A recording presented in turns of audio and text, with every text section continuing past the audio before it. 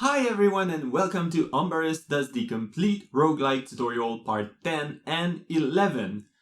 Last week we added potions and ranged spells with targeting along with a simple user interface to display things like the inventory or various list of options. This week it's not going to be so much about adding new stuff to the dungeon, except maybe some stairs, because we're going to be mostly working on the general meta progression. In part 10, we're going to add a main menu and the ability to load and save our current progress, because in part 11, we're going to be adding new dungeons so that you can keep going deeper and deeper into the Dungeons of Doom, and adding progression for the player in the form of XP and level up. If you're new here, this is the 6th episode following the yearly event over at the RoguelikeDev subreddit, and I strongly encourage you to post your progress, ask questions, and participate in this very friendly event over on Reddit, and everyone from everywhere and with any programming language is more than welcome. You don't have to stick with Python and libc code. There's plenty of people implementing their own library or doing it in Rust or C++ or Java. It doesn't matter. Everyone is welcome. So please head over there and check it out and follow along with me if you want.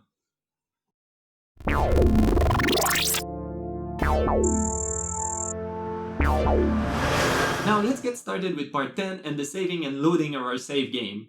Now, when you're making a game, there's a couple of things you should really think about right at the beginning, and how you're going to save and load your save game is something that you should really implement as soon as possible if you don't want to get into huge troubles later on.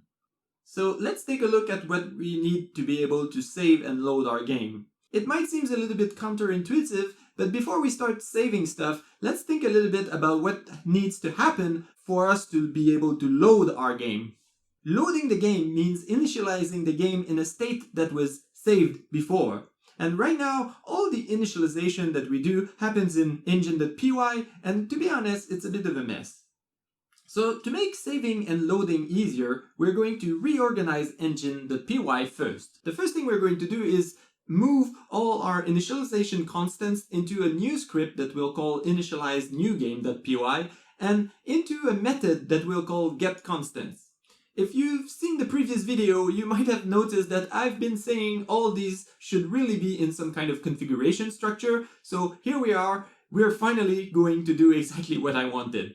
Since our very first episode, we've accumulated quite a few configurations, and now we're neatly listing them and calculating the more dynamic ones before finally putting everything in a dictionary and returning this dictionary.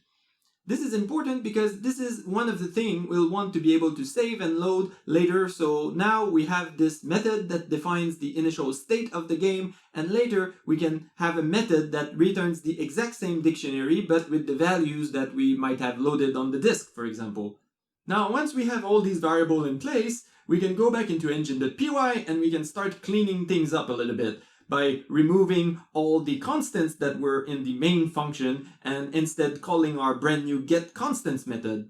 Of course, this now breaks everything because we don't have the variables that were declared there before, so we have to go back and change every place as we're using one of the initialization variable and change it to be one of these constants in the dictionary that we have. It seems a little bit daunting when you start doing it, but it's actually not so bad because the game is just going to crash as soon as we start the game if we're missing one of those variables. So they're really easy to find. You just start the game and crash and then find which one you need to write. Now, if you've been with us since the beginning, you'll notice that when we want to get a value from the dictionary, we're often using the get method. And this method is really nice because it prevents us from crashing if we're trying to get a key that doesn't exist. It's just going to return none. So why are you using brackets here instead of the get method like everywhere else? Well, everywhere else was during the gameplay and we kind of expected that sometimes the key might not be there. But here we're in the initialization phase of the game, and if there's something missing, I really want to know. So it actually is not a bad idea to crash at the very beginning of the game if there's something wrong in this instance. In the end though, it's exactly the same thing whether we use the get method or the bracket method. Just like the tutorial, for example, named these variables constant something, where for me, I think of them more as configuration. So I would probably have named this like get configuration and configuration bracket map size or something.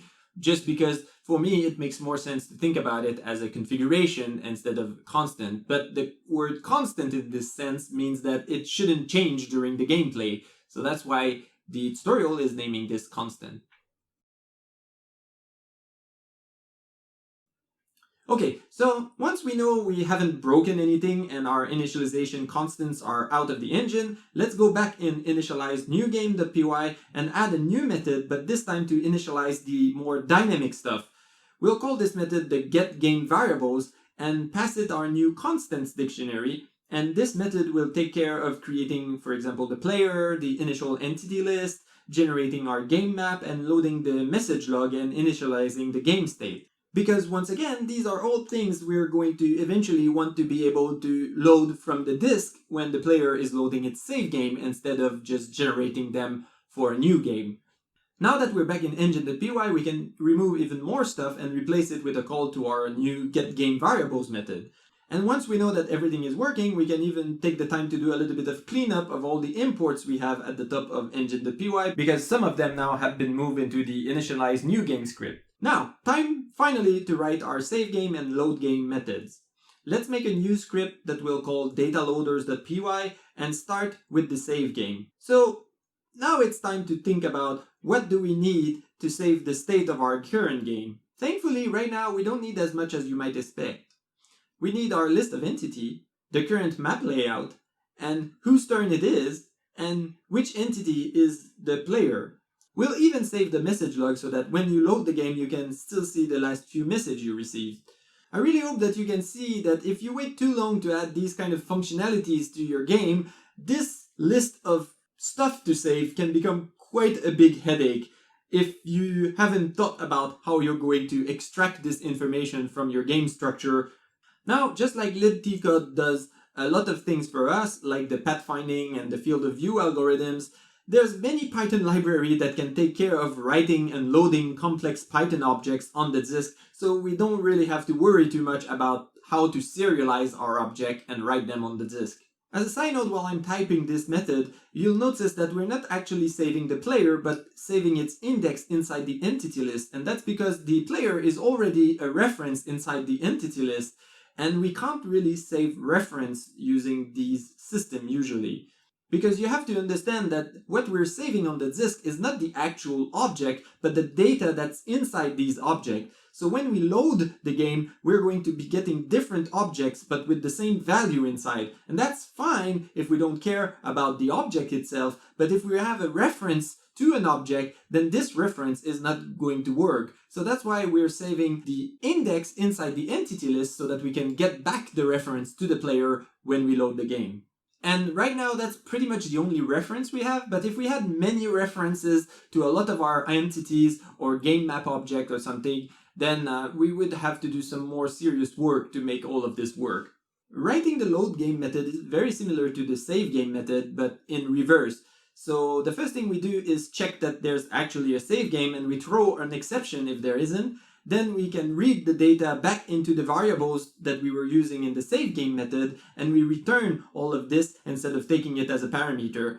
And the only thing we have to think about is that we also have to return the player reference instead of the player index, so we have to get this from the entity list after we finish loading. Next, we need a place to call these new methods somewhere in our code. But the thing is that we don't really have any good way to load a save game right now, because when we start the game, we already start inside the dungeon. So it's kind of time for us to add a new main menu so that we can choose whether we want a new game or continue our previous save. Let's design this main menu in our menu.py script. Now you might be surprised how simple that's going to be, because we're just going to add a title, like the name of our game at the top, and then the name of the author of the game at the bottom, but in the middle, we're just going to, again, reuse this generic option dialog that we created way back. And can you believe how much uses this thing is getting? We started it just as a way to display the inventory, but now we're even displaying the main menu with it. I'm really impressed how much usage this menu is getting. Now, to display that menu, we'll need to go back into engine.py and do quite a bit of refactoring. Because right now, our dungeon is created as soon as we enter the main method. And if you remember, when we started, this main method, basically what it does is run an infinite loop until we decide to quit the game. But now we want this, but inside our main menu. And if you think about it, the way it's going to work is kind of like two nested loop. So we'll have an infinite loop for our main menu and an infinite loop for our dungeon. And the loop for the dungeon is going to be inside the loop for the main menu. So that way we can loop over the main menu, wait for the player to do some input, and when we're ready, we can start the loop for the dungeon, and then it's going to be looping infinitely until the player quits the dungeon, and when he quits the dungeon, we're going to go back to the main menu loop, and then we're going to start displaying the main menu again. And to do this, we're going to have to move the current main method into a new method we're going to call playgame, and the main method is going to become the main menu loop. So our playgame is going to be the dungeon loop, and our main method is going to be the main menu loop. And then the data we need to initialize the game will be passed from the main menu to our new playgame method. And this way we can choose whether or not this data is going to come from the save game or from the initialization parameters we just created. The tutorial adds a logo image to the main menu to make it look more impressive, I guess.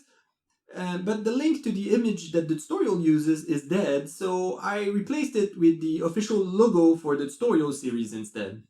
Now for our main menu loop, we're still going to use the same pattern that we use for everything else. We have three options in the main menu: new game, load game, and exit.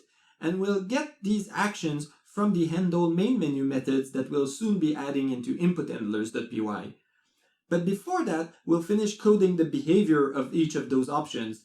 And this is where we'll decide if we want to start the game with our initialization functions or with our load game function. We also have to handle the case where the player tried to load a save game that doesn't exist, and that's why we're using a boolean to tell the main menu when everything is initialized properly and it's okay to trigger the inner dungeon loop.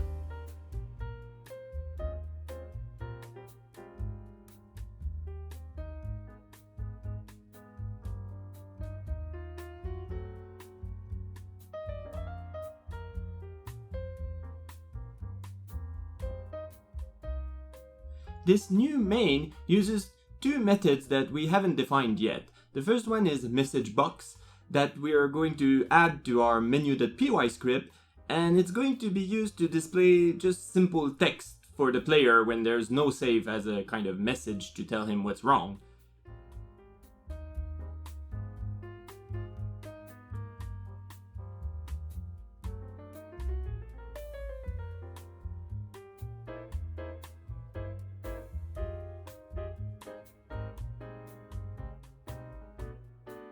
And the second method is the handle main menu function that's going to handle the key selection for the main menu, and we can quickly add it to our input handlers.py just like we've done with so many other input scheme and input states that we've added throughout the tutorial.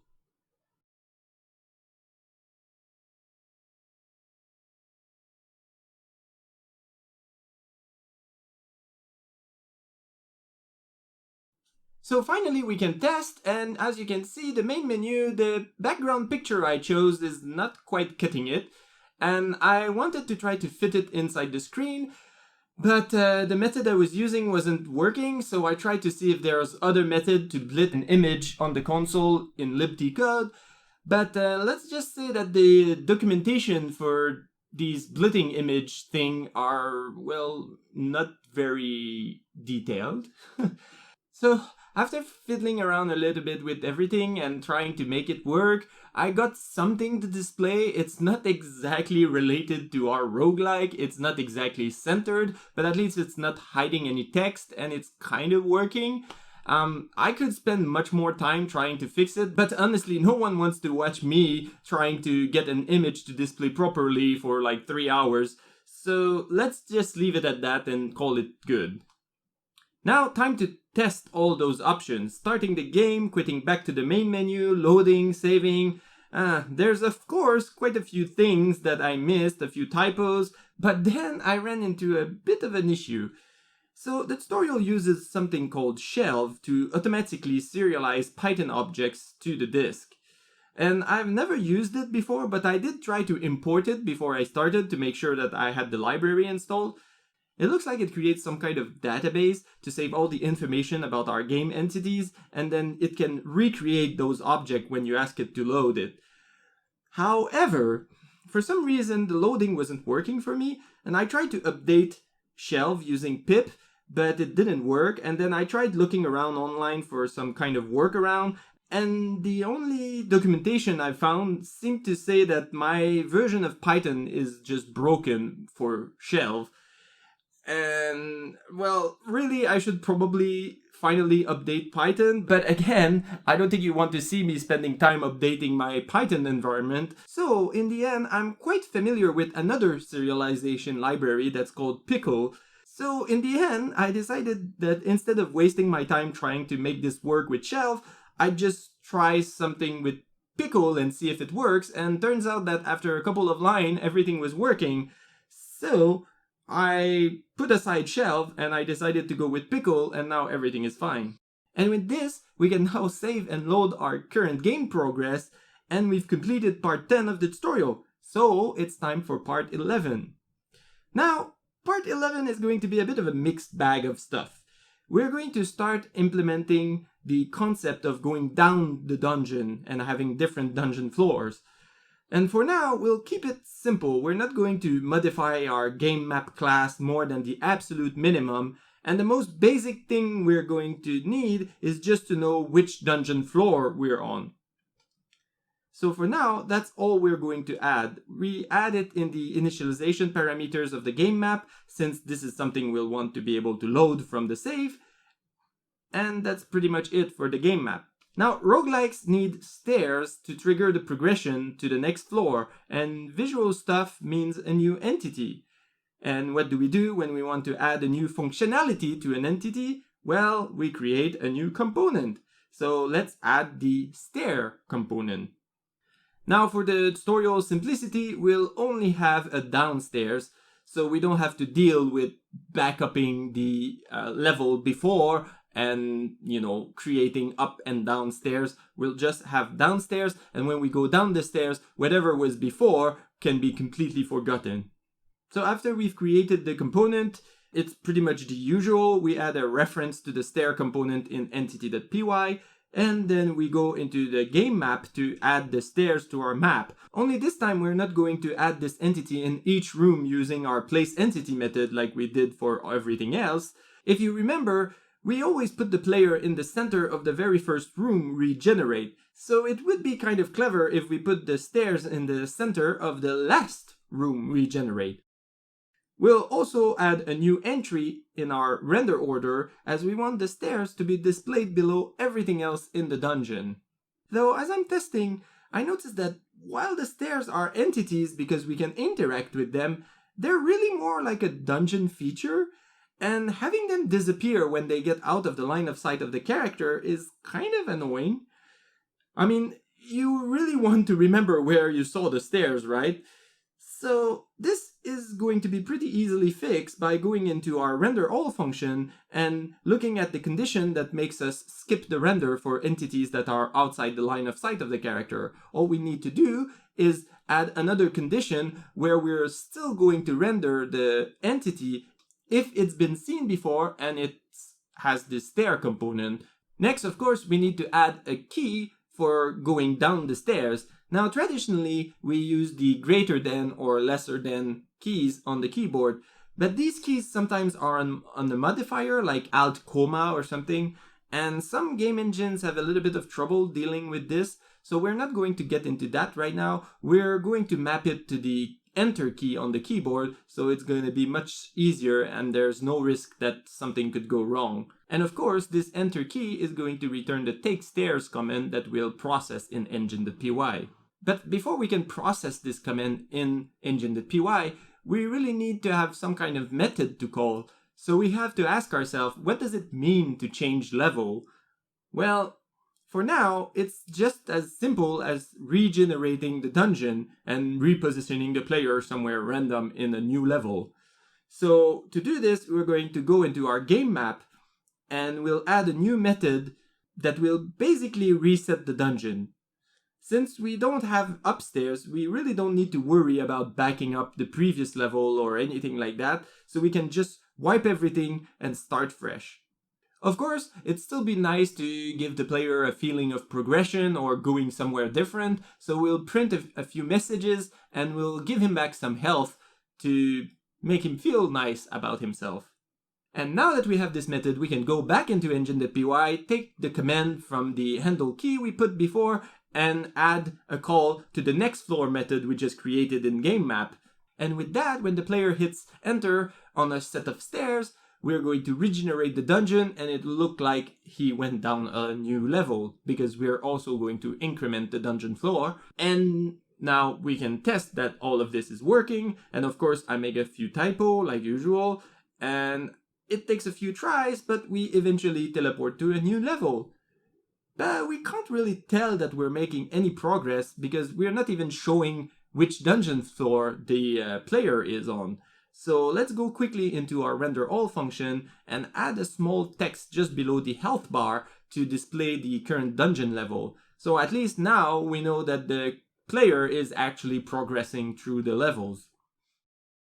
Now there's usually one more thing that progresses beside the dungeon, and that's the player character. Usually players will gain XP by killing monster and then level up and be able to increase their abilities or choose some new attributes or something. So let's add one of the most important things for any RPGs, and of course I'm talking about experience points. First thing first, enemies have to give the players some XP when they die, and since this is pretty much tied with the whole combat system that we have in the fighter component, we're going to add this property, this XP property in the fighter component. And then we can, at initialization, decide how much XP each monsters are going to give the player when they die. Now, can you guess how we're going to add a level to the player entity? Well, I hope you're starting to see how powerful components are and how it's nice that we're always using the same pattern for everything, because that's exactly what we're going to do next. Last week, for example, we added the inventory component to track the items the player is carrying. Well, this week we're going to add the level component that's going to do basically the same thing, but instead of tracking items in the inventory, it's going to track XP and levels. Now, there's a few things we have to consider here. By default, we start at level 1 with 0 experience point. We can have many different experience curve. Some people like to have like an exponential cost. So going from level 1 to level 2 costs, for example, 2 experience point, but going from 2 to 3 cost 4, and going from 3 to 4 will cost 8 and 16 and 32 and so on. In this case, we're going to go a little bit more simple with a linear experience curve. If you remember some algebra, the formula for a line is something like y equal mx plus b. And in the case of the function we're writing right now, level up base is going to be our b, and then level up factor is the m, and our current level is going to be x, so that the result y is going to be how much XP we need to go to the next level. Rewrite this logic in the method experience to next level, and we add an at property decorator at the top of this method, because since it doesn't take any parameter, putting the at property there is going to make it behave like if it was a variable, and we won't need to put any parentheses when we call this method. And really that's all it does, is just a nicer way to access this information without having to put parentheses to show that it's a method. But aside from that, it doesn't really do anything else. Now the addXP method that we're adding next is in charge of not only incrementing the XP counter, but also telling us when the player has gained a level. And once we're done with the methods and the properties of the level component, we have to go back and integrate this into our game. First, we're going to add it into our entity, and then we're going to initialize it in the player declaration in our initialized new game. And then we're going to return the XP command when we kill a monster to tell the game to add the experience point. And then in engine.py, we're going to call our addXP method from the level component. But let's not stop here. Leveling up is nice, but it'd be cooler if it gave us something, right? I mean, it's not really a level up if we don't get to increase some kind of attribute or something. Of course, we could have like a set progression of attributes or something. But in this case, let's give the player some choice. Right now, our fighter component only has 3 attributes: HP, power, and defense. So we'll ask the player to choose between raising one of those attributes every time the player level up. So if we want to ask the player something, it means we need a new menu with a list of options for the player to choose from, and that means we have to go into our handle input method and add some new keys. Now the level up menu is going to be pretty simple because we already have something to show a list of options, and like I said, we only have 3 options to choose from. So we're going to create this level up menu method with those 3 options and reuse again our fantastic generic system for displaying options to the player. Now after that, we need to go into the render all method, and like we did for the inventory, we're going to add a condition to display this new menu when we need to level up. That means we have to add a level up state. And as usual, then we need to add a new handle level up menu method in input_handlers.py to parse the result from the level up menu, and then we are going to return a specific command to engine.py, and then in engine.py we'll just handle the result by giving the player some new and improved attributes. Now I really hope you're starting to see a pattern here, because I really think that this is how you know a system has been well designed. If every time you want to add something new, you just need to repeat the same steps while minimizing code duplication and coupling. And that's what design patterns are all about, making your code easy to follow and maintain while being flexible at the same time. That's really the holy grail of architecture design. Now, as one final example of an easy thing we can add with this design pattern, we'll create the character screen that will show the player information about his character, because now that his attributes can change and his level can increase, it'd be nice if we had a way to display this to the player. Can you guess what we need to do to make it work? Yes, that's right, we have to first add a new character screen state that's going to use a new input key in our input handler script, and then we create a new character screen in our menu script where we're going to display all the information about the player, and then we go into our render all function, and when we're in the character screen state, we're going to display this new menu that we just created.